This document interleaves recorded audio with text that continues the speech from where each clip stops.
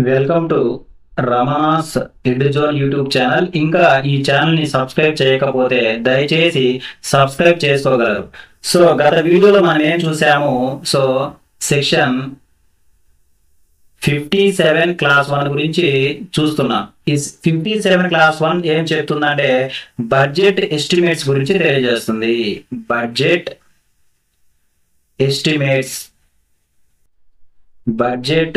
Estimates గురించి తెలియజేస్తుంది.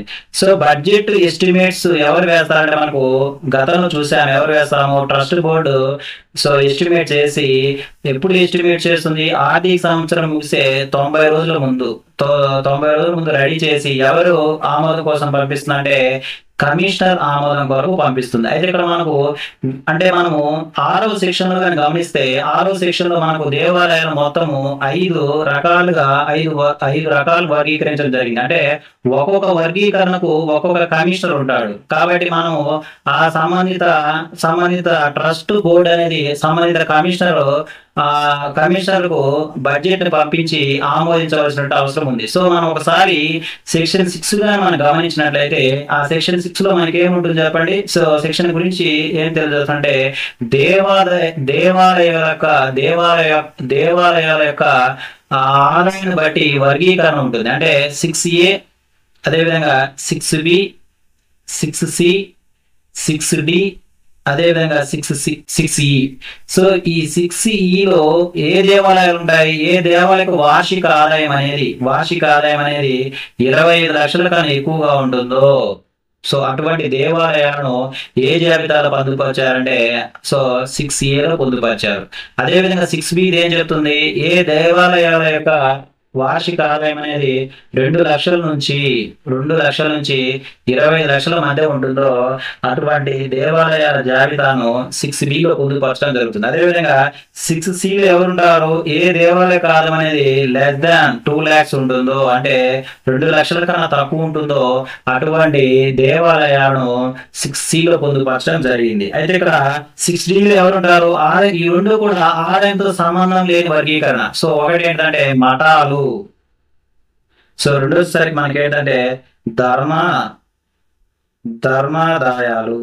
ఈ విధంగా మనకు ఆదాయాన్ని బట్టి 5 రకాలుగా వర్గీకరించడం జరిగింది. అయితే ఇక్కడ మనం బాగా గుర్తుపెట్టుకోవాల్సిన విషయం ఏంటంటే ఇక్కడ ఒక సెక్షన్ మనం బాగా గుర్తుపెట్టుకోవాలి. ఆ సెక్షనే 65 సెక్షన్. ఈ 65 సెక్షన్ మనకి ఈ చాప్టర్ కి సంబంధం లేనప్పటికీ కూడా మనం గుర్తుపెట్టుకోవాలి. ఎందుకంటే ఈ 65 సెక్షన్ ఏం చెప్తుందంటే వార్షిక ఆదాయ లెక్కింపు. చాలా చాలా ఇంపార్టెంట్ అండి. వార్షిక ఆదాయ లెక్కింపు గురించి అంటే మనకు సో సంవత్సరపు ఆదాయము లెక్కింపు గురించి తెలియజేసినటువంటి సెక్షన్ ఏంటిది? ఎండోన్మెంట్ యాక్ట్ లో అంటే సెక్షన్ 65 గా మనం గుర్తుపెట్టుకోవాలి. సెక్షన్ 65 ఏం చెప్తుందంటే ఒక దేవాలయ లేదా ధార్మిక సంస్థ యొక్క వార్షిక ఆదాయ లెక్కింపు గురించి చెప్తుందిగా మనం గుర్తుపెట్టుకోవాలి. నెక్స్ట్ మనం గమనించినట్లయితే సో గతంలో మనం డిస్కస్ చేసాం. ఏమని చేసామంటే ఇక్కడ మనం బాగా గుర్తుపెట్టుకోవాల్సిన విషయం ఏంటంటే ఏ దేవాలయాలు ఏ కమిషనర్ కి బడ్జెట్ ను పంపించాలి. చాలా చాలా ఇంపార్టెంట్. బడ్జెట్ ను పంపించాలి. చూస్తే ఒకసారి మనకు 6A. సో 6Aలో మనకి ఏముంటుంది చెప్పండి? 6Aలో సరికి మనకు ఏ దేవాలయ యొక్క వార్షిక ఆదాయం అనేది 20 లక్షల కన్నా ఎక్కువగా ఉంటుందో, 25 lakhs కన్నా ఎక్కువగా ఉంటుందో అటువంటి దేవాలయాలకు సంబంధించినటువంటి ట్రస్ట్ బోర్డు ఎవరికి పంపించాలి? ఎవరు బడ్జెట్ ఆమోదించడానికి ఎవరు పంపించాలంటే కమిషనర్ పంపించాలి. కమిషనర్ యొక్క ఆమోదం కొరకు పంపించవలసిన అవసరం ఎంత ఉంది. నెక్స్ట్ వచ్చేసరికి 6B. సో 6Bలో మనకి ఏముంటాయి? సో మనకు వచ్చేసరికి 2 lakhs నుంచి 25 lakhs వార్షిక ఆదాయం టెంపుల్స్ ఉంటాయో ఆ టెంపుల్స్ యొక్క ట్రస్ట్ బోర్డు బడ్జెట్ అంచనాలను తయారు చేసి ఎవరి ఆమోదం కోసం పంపిస్తారంటే డిప్యూటీ కమిషనర్. ఎవరు అంటే డిప్యూటీ కమిషనర్ చాలా చాలా ఇంపార్టెంట్ అండి. Deputy commissioner. సో ఇప్పుడు మనం ఏం చదువుతున్నామంటే, సో ఏ దేవాలయాలు ఏ కమిషనర్ కి బడ్జెట్ ను పంపించాలి ఆమోదం కొరకు అంటే చూస్తే మనకు ఏవైతే 6A జాబితాలో ఉన్న వాడికి సో కమిషనర్ ఆమోదం తప్పనిసరిగా ఉండాలి. అదేవిధంగా 6Bకి సంబంధించినటువంటి దేవాలను గమనించినట్లయితే ఎవరి ఆమోదం తప్పనిసరిగా ఉండాలంటే ఇక్కడ డిప్యూటీ కమిషనర్ గుర్తుపెట్టుకోవాలి. నెక్స్ట్ సో మనకి నెక్స్ట్ వర్గీకరణ 6C. సో ఈ 6C వచ్చేసరికి మనకు తెలుసు. సో వీడి యొక్క వార్షిక ఆదాయం ఎలా ఉంటుంది, 2 లక్షల కన్నా తక్కువ ఉంటుంది. వీళ్ళకి సంబంధించి ఎవరి యొక్క వీళ్ళకి సంబంధించినటువంటి బడ్జెట్ అంటే ఈ టెంపుల్ సంబంధించినటువంటి బడ్జెట్ ను ఎవరు ఆమోదించాలంటే అసిస్టెంట్ కమిషనర్ కమిషనర్ ఆమోదించాలి. చూసాం మనం ఇక్కడ. సో 6Aకి చూసాం, అదేవిధంగా 6Bకి చూసాం, 6Cకి చూసాం. నెక్స్ట్ 6Dలో ఎవరు ఉంటారు చెప్పండి, ఎవరుంటారు? ఆదాయంతో సంబంధం లేని మఠాలు ఉంటాయి, మఠాలు. సో వీటికి సంబంధించి ఈ మఠాలకు సంబంధించినటువంటి బడ్జెట్ ఆమోదం కొరకు తప్పనిసరిగా ఎవరు ఆమోదించాలంటే కమిషనర్.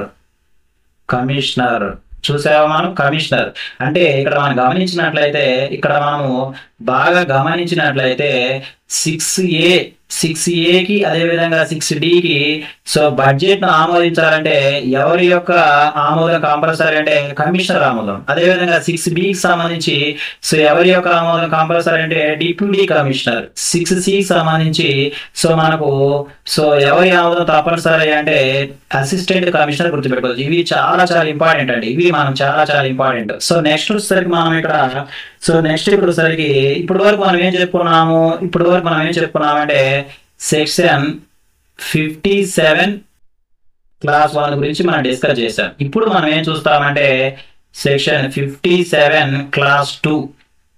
సో ఇక్కడ సెక్షన్ 57 క్లాస్ 1 ఏం చెప్తుంది మనకి, ఇక్కడ సెక్షన్ 57 క్లాస్ 1 ఏం చెప్తుందంటే బడ్జెట్ ఎస్టిమేట్స్ గురించి తెలియజేస్తుంది. సో దేని గురించి, బడ్జెట్ ఎస్టిమేషన్ గురించి తెలియజేసేది మనకు సెక్షన్ 57 క్లాస్ 1. సో ఇప్పుడు మనకు సెక్షన్ 57 క్లాస్ 2 ఏం చెప్తుంది అంటే సో ప్రతి బడ్జెట్ లో సో మనకు తెలుసు ప్రతి బడ్జెట్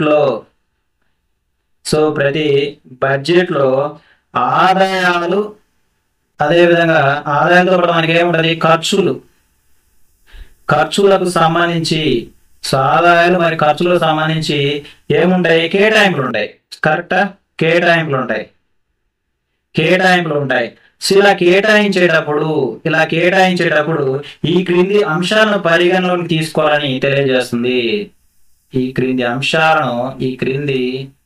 అంశాలను పరిగణలోనికి తీసుకోవాలని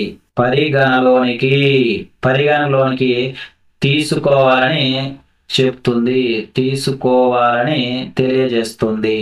చాలా చాలా ఇంపార్టెంట్ అండి, తెలియజేస్తుంది అంటే సెక్షన్ 57 క్లాస్ 1 బడ్జెట్ అంచనాల గురించి తెలియజేస్తే సెక్షన్ 57 క్లాస్ 2 దేని గురించి తెలియజేస్తా అంటే సో బడ్జెట్ లో మనకి ఏముంటాయి, జనరల్ గా ఆదాయాలు వ్యయాలు ఉంటాయి, ఖర్చులు ఉంటాయి. సో ఇలా ఆదాయం మరియు ఖర్చులకు సంబంధించినటువంటి కేటాయింపులు జరిపేటప్పుడు ఈ క్రింది అంశాలను పరిగణలోకి తీసుకోవాలని తెలియజేసినటువంటి సెక్షన్ మనకు సెక్షన్ 57 క్లాస్ 2 గుర్తుపెట్టుకోవాలి. ఇప్పుడు మనం ఏం చూస్తామంటే సో బడ్జెట్ ను కేటాయించేటప్పుడు సో బడ్జెట్ లో ఉన్నటువంటి ఆదాయాలు కావచ్చు, వ్యయాలు కావచ్చు, కేటాయింపులు జరిగేటప్పుడు ఏ అంశాలను మనం పరిగణలోనికి తీసుకోవాలో మనం డిస్కస్ చేద్దాం. చాలా చాలా ఇంపార్టెంట్ అండి. ఒకటోసరికి మనకి ఏంటంటే సెక్షన్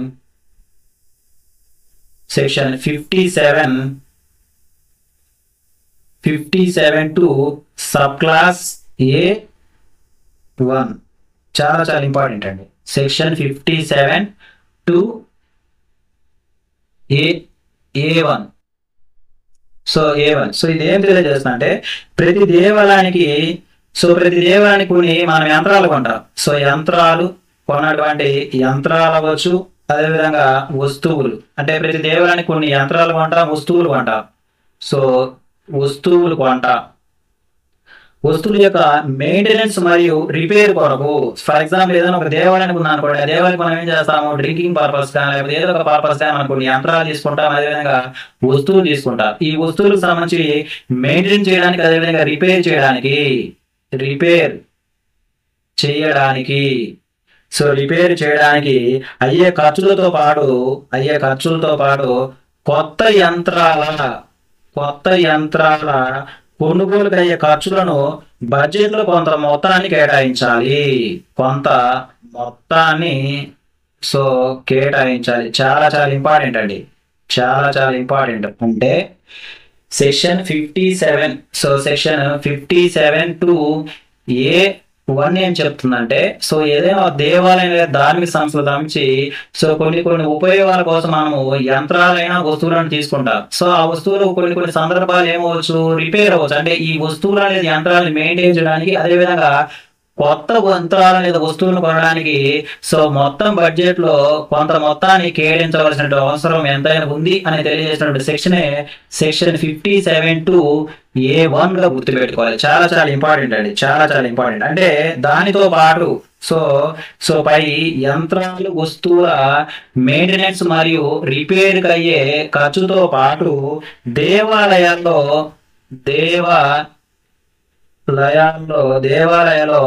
సేవలందించే వారు మరియు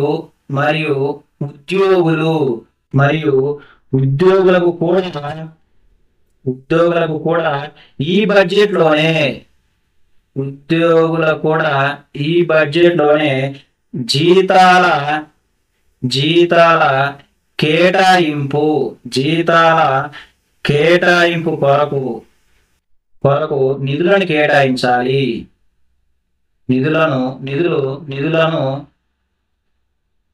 కేటాయించాలి. చాలా చాలా ఇంపార్టెంట్ అండి. సో ఇక్కడ మనకు సెక్షన్ 57 టు A1 ఏం చెప్తుంది, దేవాలయాలకు సంబంధించినటువంటి దేవాలయ అవసరాల కొరకు తీసుకున్నటువంటి యంత్రాలు అవ్వచ్చు, వస్తువులు అవ్వచ్చు, వాటిని మెయింటెనెన్స్ లేదా రిపేర్ చేయడానికి కొంత మొత్తం అవసరం అవుతుంది. అదేవిధంగా కొత్త యంత్రాలు కొనడానికి కొంత మొత్తం అవసరం అవుతుంది. ఆ కొంత మొత్తాన్ని కూడా ఈ బడ్జెట్ లోనే కేటాయించవలసింది తెలియజేస్తుంది. అదేవిధంగా దేవాలయంలో మనకు ఉంటారు డిఫరెంట్ ఎంప్లాయీస్ ఉంటారు. అంటే మనకి ఎవరు స్వీపర్స్ అవ్వచ్చు, కంప్యూటర్ ఆపరేటర్ అవ్వచ్చు, లేకపోతే వివిధ ఉద్యోగస్తులు అవ్వచ్చు. వాళ్ళకి సంబంధించినటువంటి జీతం కూడా మనము ఎక్కడి నుంచి తీసుకుంటాము, ఈ బడ్జెట్ నుంచే తీసుకుంటాము అని తీసుకోవాల్సినటువంటి అవసరం ఉందని తెలియజేసినటువంటి సెక్షన్ సెక్షన్ 57 టు A1. అయితే ఇక్కడ మనం బాగా గుర్తుపెట్టుకోవాల్సినటువంటి ఇంపార్టెంట్ పాయింట్ ఏంటంటే, ఇక్కడ ఈ ఉద్యోగుల ఎవరైతే మనకు ఈ దేవాలయాల్లో పనిచేసే ఉద్యోగుల జీతాల కేటాయింపు అనేది వార్షిక ఆదాయంలో చాలా చాలా ఇంపార్టెంట్ అండి. వార్షిక ఆదాయంలో 30% మించరాదు. చాలా చాలా ఇంపార్టెంట్ అండి. చాలా చాలా ఇంపార్టెంట్ పాయింట్ ఇది. చాలా అంటే చాలా ఇంపార్టెంట్ పాయింట్. అంటే ఉద్యోగులకు దేవాలయాల్లో పనిచేసినటువంటి ఉద్యోగుల జీతాల కేటాయింపు ఎలా ఉండాలంట, వార్షిక ఆదాయంలో 30% మించి ఉండకూడదంట. ఇది మనకు చాలా చాలా ఎగ్జామినేషన్ పాయింట్ లో చాలా చాలా ఇంపార్టెంట్ గుర్తుపెట్టుకోవాలి. అంటే ఇక్కడ దేవాలయాలకు సంబంధించిన ఉద్యోగుల జీతాల కేటాయింపు ఎలా ఉండాలి, వార్షిక ఆదాయంలో 30% మించరాదు. చాలా చాలా ఇంపార్టెంట్. నెక్స్ట్ వచ్చేసరికి మనము ఇది మనకు వచ్చేసరికి సెక్షన్ 57 టు A1. నెక్స్ట్ వచ్చేసరికి సెక్షన్ 57 A2 గురించి మనం చూద్దాం. నెక్స్ట్ సెక్షన్ వచ్చేసరికి సెక్షన్ 57 టు A2 చాలా చాలా ఇంపార్టెంట్ అండి. అంటే సెక్షన్ 57 టు A2. ఇక్కడ మనం దీని గురించి ఏం చెప్తామంటే, దేవాలయానికి సంబంధించి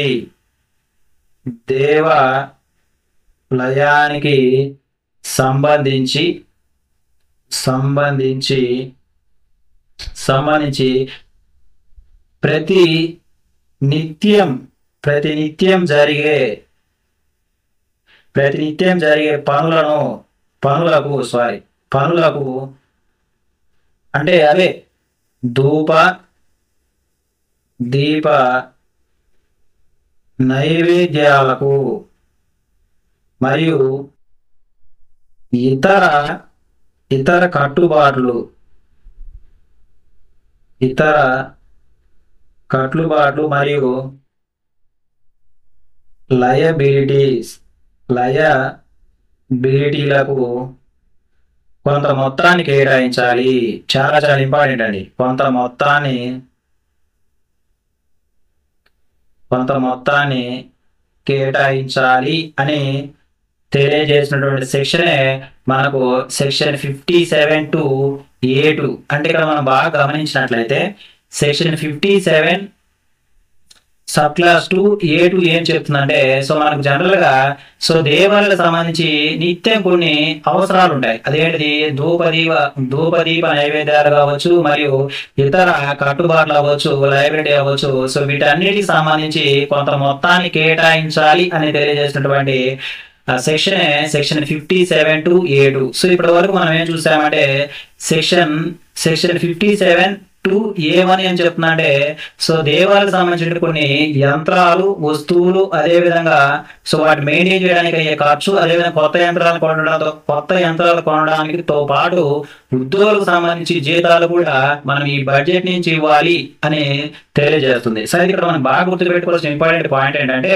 ఇలా ఉద్యోగులు కేటాయించినటువంటి కేటాయింపు సో మొత్తం వార్షిక ఆదాయంలో 30% మించరాదు అని గుర్తుపెట్టుకోవాలి. నెక్స్ట్ వచ్చేసరికి సెక్షన్ 57(2)(a)(2) ఏం చెప్తుందంటే, సో దేవాలయాలకు కొన్ని నిత్యం అవసరాలు ఉంటాయి. సో దానికి సంబంధించి కూడా మనకు ఈ బడ్జెట్ లోని కొంత కేటాయింపు